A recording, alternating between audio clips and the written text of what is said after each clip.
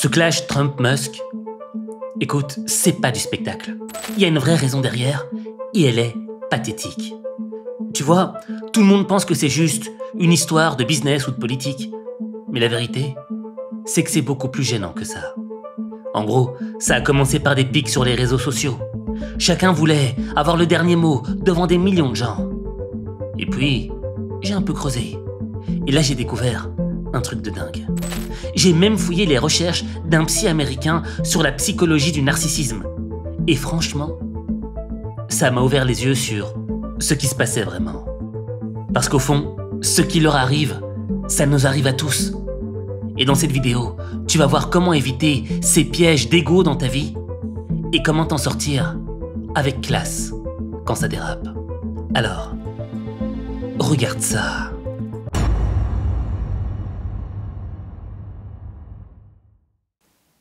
Alors là, je me suis gouré, mais de manière pure et dure. Et ça fait mal. Pourquoi ? Je pensais que l'association entre Musk et Donald Trump allait faire bouger les États-Unis, dans le bon sens. Dans le fond, c'était la fusion entre le pouvoir économique et le pouvoir politique.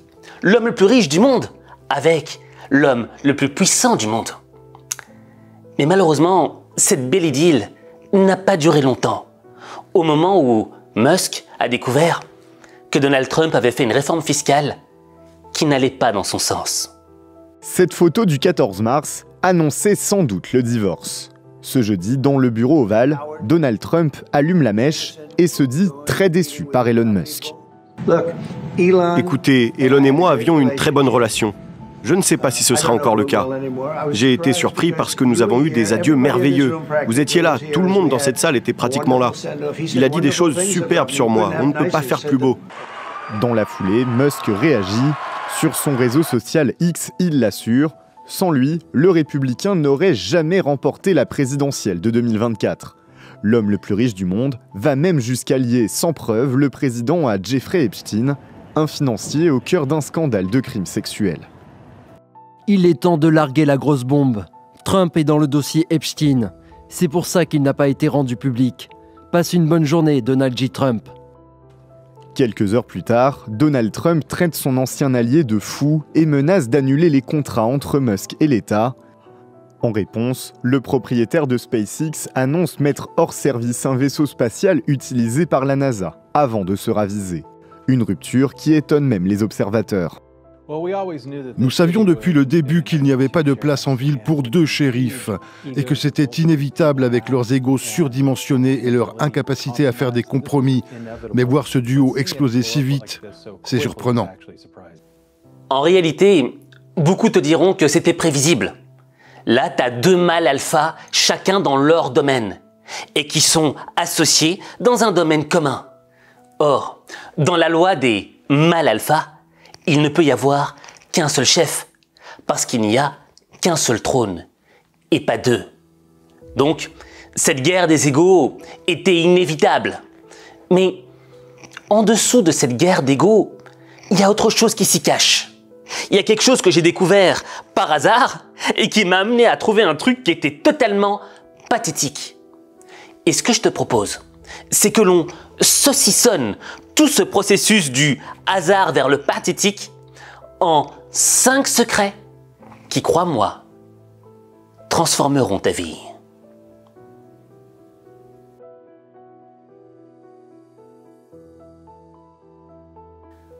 Je te propose qu'on commence par le premier secret.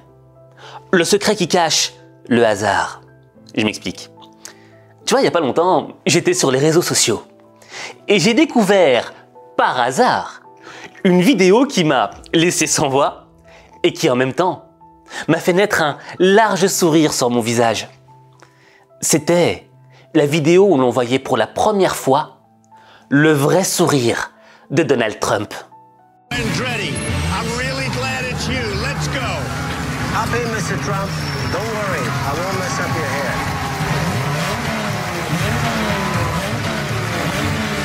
Step on it, we're late.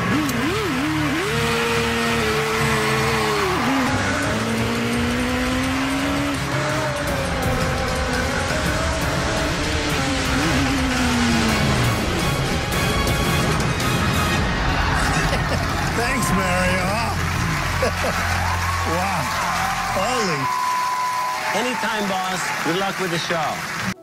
Ce qui est marquant dans cette vidéo, c'est que quand Trump sourit, on a l'impression de voir un gros bébé, tu vois, qui était vraiment hyper content. Et son sourire, tu vois, il se transmet, tu vois, t'as envie de sourire avec lui. Et ça m'avait marqué de voir ce côté du visage de Trump qu'on voit rarement. Cet homme qui a souvent le visage très fermé, tu vois, qui a un regard qui est très dur. Et en même temps, ça m'a rappelé une autre scène. Tu vois, quand Trump et Musk étaient souvent ensemble en début de mandat ou pendant les élections présidentielles, Donald Trump avait également un sourire. Mais c'était un sourire d'un ordre différent. Il n'était pas aussi ouvert, il n'était pas aussi sincère que celui qu'on a vu précédemment. Non, c'était un sourire beaucoup plus crispé.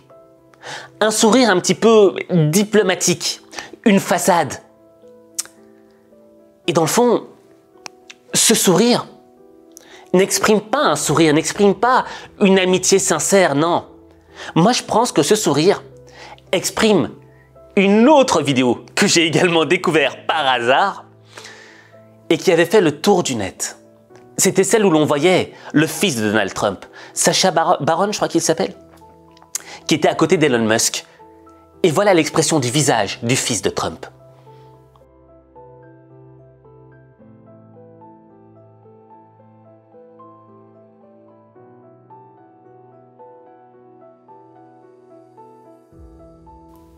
Et dans le fond, lorsqu'on compare le visage avec le sourire crispé de Trump et le visage de son fils qui est décontenancé d'avoir Elon Musk à côté de lui, on voit bien qu'à travers nos yeux, l'expression du visage est différente.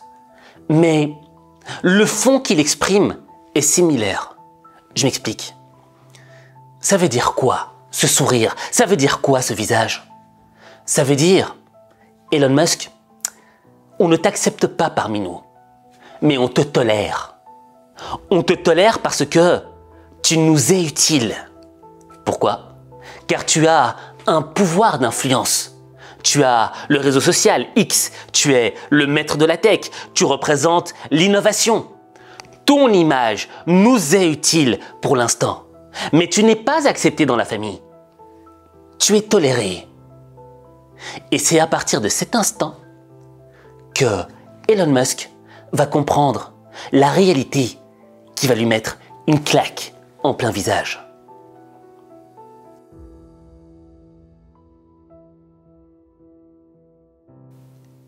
Elon Musk, je le comprends.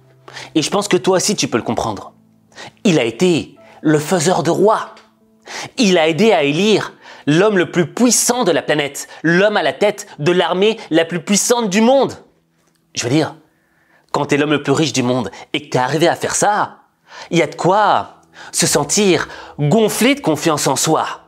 Il y a de quoi se sentir indispensable à côté du président des États-Unis. Et dans le fond, parfois, on a le sentiment même d'être un petit peu au-dessus de lui. Mais le jour où il a découvert cette réforme fiscale, le jour où il a découvert que dans le fond, Donald Trump faisait des choses qui allaient en opposition aux intérêts d'Elon Musk, il s'est pris une claque de prise de conscience. Et c'est là qu'il a compris une chose. Je pensais être le roi du monde. Mais là, aujourd'hui, de par tes actions, je comprends que je n'étais qu'un pion dans ton plan de prise de pouvoir.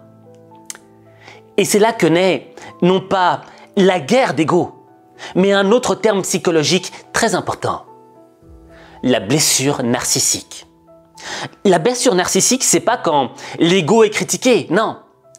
C'est lorsque tu es en train de détruire la vision qu'une personne avait d'elle-même. Quand cette personne a le sentiment qu'elle a été rabaissée. Et c'est là que va naître ce que j'appelle l'escalade émotionnelle.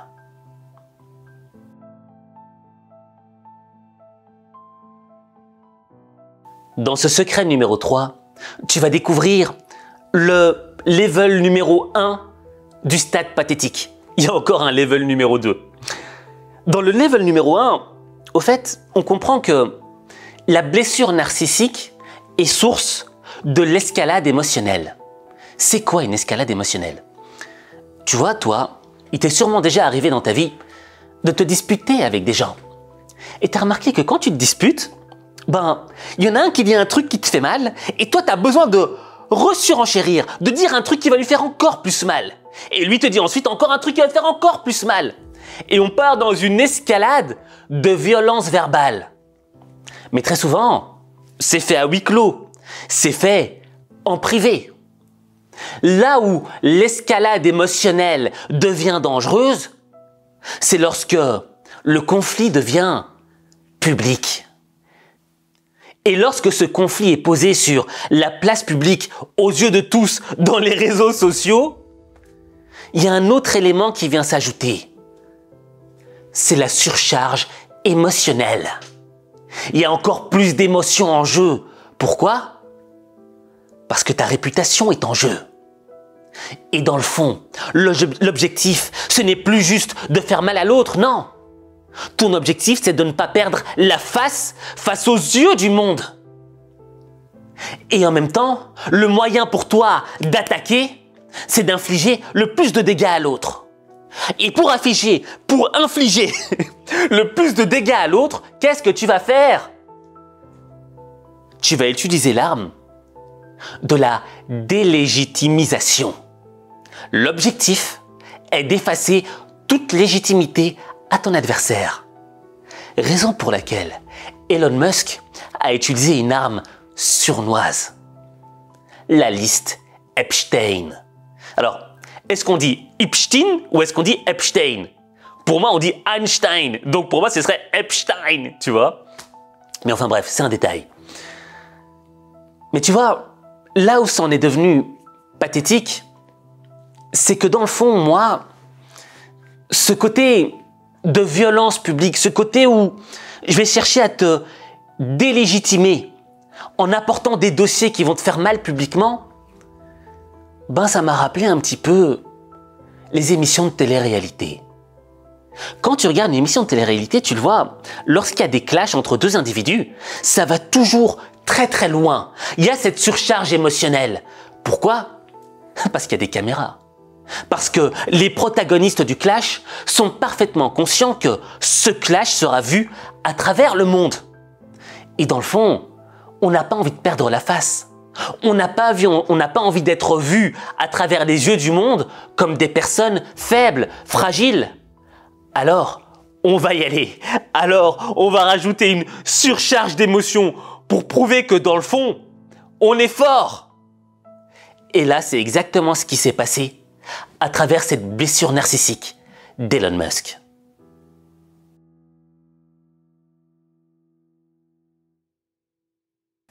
Maintenant, dans ce secret numéro 4, on va passer au pathétique niveau 2, avant de découvrir le pathétique niveau 3. Tu vois, en réalité, la blessure narcissique, elle vient pas nécessairement du sentiment de trahison. Non. Je pense que elle vient surtout de la prise de conscience de la limite de ton pouvoir. Tu vois, Elon Musk, c'est l'homme le plus riche du monde. Il a tout à sa disposition, quand il le veut. Il est accueilli partout. Il a une certaine aura dans le monde. Et ça gonfle ton ego. C'est humain. Mais lorsque tu as quelqu'un qui te résiste, lorsque tu as quelqu'un qui t'a utilisé comme un pion, et que tu vois que tu n'as pas le pouvoir de pouvoir le renverser, de lui rendre l'appareil, ça crée une frustration personnelle à l'intérieur. Et là, tu commences à rentrer dans un processus de délire, d'invulnérabilité. Tu as besoin de démontrer au monde que l'humiliation que toi t'as ressentie, non pas nécessairement de la trahison de la réforme fiscale, mais plutôt de ce sentiment d'avoir senti les limites de ton pouvoir, ne te touche pas, t'es invulnérable.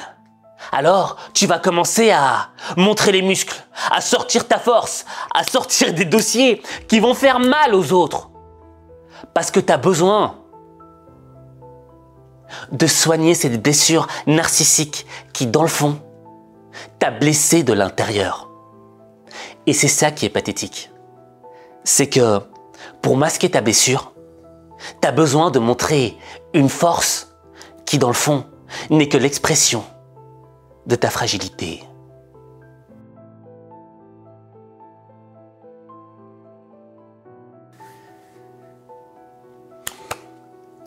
Le secret numéro 5, c'est mon préféré. Pourquoi? Parce qu'on va arriver au level pathétique numéro 3. Le level ultime. Est-ce que t'es prêt? Tu vois, il y a quelque chose d'assez comique dans ce clash. C'est que on a deux hommes puissants. Deux des hommes les plus puissants de cette planète. L'homme le plus riche et le chef d'État des États-Unis d'Amérique. Et pourtant, à travers ce clash, on a pu y déceler des éléments de fragilité intérieure. Et dans le fond, j'ai pris conscience d'un truc. Toi et moi, on est meilleurs qu'Elon Musk et que Donald Trump. Pourquoi? Sénèque, qui était un philosophe qui vivait à l'époque de l'Empire romain, était connu pour être l'un des précurseurs du stoïcisme. Et il avait dit cette citation-là: « Celui qui est maître de lui-même est beaucoup plus puissant que le maître du monde. » Celui qui est maître de lui-même est beaucoup plus puissant que le maître du monde. À travers cette citation, Sénèque, il a voulu nous dire quoi? Ça ne sert à rien de vouloir imposer ta volonté aux autres, parce que la vraie puissance réside dans la maîtrise de toi-même. Es-tu capable d'être le souverain de tes émotions? Es-tu capable de régner sur ta volonté et tes actions? Ou es-tu soumis à tes émotions qui t'amènent à faire des choses qui parfois sont délirantes? Eh bien là, tu vois, on arrive dans le pathétique ultime.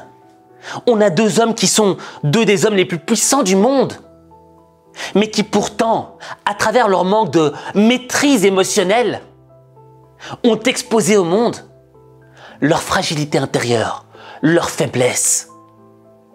Et c'est là que je me rends compte que toi et moi, qui travaillons sur notre intelligence émotionnelle depuis des années maintenant, on a quand même quelque chose de plus puissant qu'eux. On n'est peut-être pas aussi riche, on n'est peut-être pas à la tête d'une armée, non. Mais nous sommes des rois, des reines, qui régnons sur ce qui se passe là-dedans, et là-dedans aussi, dans le ventre. C'est pour ça que je trouve que être l'homme le plus puissant du monde, sans être capable d'être souverain de ses émotions, c'est complètement pathétique.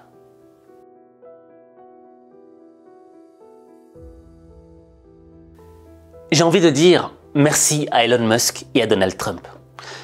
Parce que ce clash est un exemple chimiquement pur de l'illustration que le vrai pouvoir n'est pas celui nécessairement qu'on te donne, mais c'est celui que tu vas prendre. Et ça, je l'avais appris dans le film Le Parrain, tu vois. Le vrai pouvoir, c'est pas celui qu'on te donne, c'est celui que tu vas chercher, celui que tu vas prendre de tes mains, celui pour lequel tu as fourni des efforts, pas celui pour lequel tu t'es soumis et qu'on t'offre parce que tu as été un bon petit toutou. Et tu vois, c'est vrai que dans ce monde, on a souvent la tentation de chercher les raccourcis, la facilité. On aimerait qu'on nous donne « c'est tellement plus simple ». Mais dans le fond, si tu vis une vie qui est facile, ta vie sera difficile. Les Brown. If you have an easy life, your life will be hard. But if your life is hard, your life will be easy. Si ta vie est dure, ta vie sera facile. Elle n'est pas dure dans le sens où, tu vois, tu te punis toi-même. Non. Elle est difficile dans le sens où tu acceptes de faire face à l'épreuve. Tu acceptes d'entrer dans un processus qui va être difficile, mais transformant. Et c'est cette transformation qui va te permettre d'apprendre à devenir maître de toi-même, à gérer tes peurs, à gérer tes émotions. Et quand tu comprendras cela, eh bien là, tu transformeras ta vie. Mais ta vie, il n'y a que toi qui peux la transformer. Il n'y a que toi.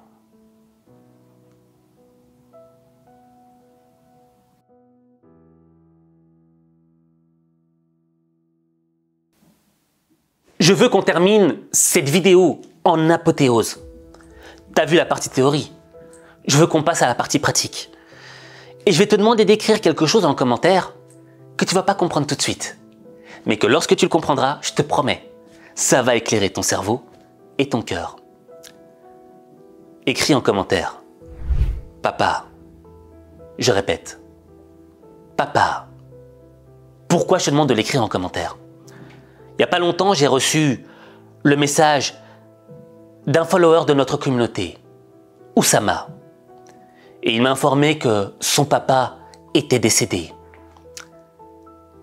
Et tu vois, ça m'a marqué le cœur. Et d'ailleurs, cette vidéo est dédiée au papa d'Oussama. Mais pourquoi elle lui est dédiée? Parce que le papa d'Oussama, il était présent dans sa vie. Le papa d'Oussama, il l'a aidé à se construire, à devenir un homme. Et c'est vrai que dans notre société d'aujourd'hui, beaucoup d'entre nous ont grandi sans papa. Certains ont vu leur papa décéder prématurément. D'autres ont vu un père qui n'était pas un père, qui n'était qu'un géniteur biologique et qui n'a jamais pris ses responsabilités d'homme qui consiste à soigner, protéger, apprendre à leurs enfants à devenir des hommes et des femmes, des adultes établis dans cette société. Il y en a beaucoup qui ont vécu avec ce trou dans le cœur. Et en réalité, cette vidéo, c'est la vidéo papa. C'est la vidéo pour t'aider à te diriger vers une meilleure version de toi-même. Non pas à te changer, pas à changer la personne que t'es, mais à t'aider à t'améliorer, à te transformer. Parce que parfois c'est dur.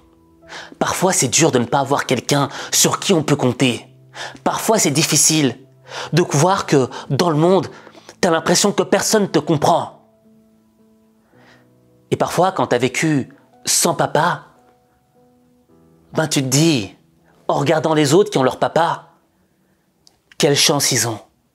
Si seulement j'avais pu également vivre ce moment d'avoir un père qui m'aurait juste un peu soutenu dans ma vie. C'est la raison pour laquelle j'existe. Je suis pas ton papa, je suis ton frère. Mais je vais te donner des conseils qu'un père aurait pu donner à ses enfants. Et mon objectif, c'est que tu évolues. Et à travers cette vidéo, je veux que tu aies appris toutes ces leçons et qu'elles te forment, qu'elles te construisent de l'intérieur pour que le jour où toi, tu seras papa ou maman, tu puisses transmettre aux gens que tu aimes le meilleur de toi-même pour les voir eux également se construire et devenir la plus belle version d'eux-mêmes. Alors écris en commentaire. Papa. Tu veux augmenter ta confiance en toi? Tu veux programmer ton cerveau pour réussir? Tu veux être motivé au quotidien? Alors, rejoins-moi dans le club des lions au mental d'acier, le Lions Club. Inscris-toi gratuitement.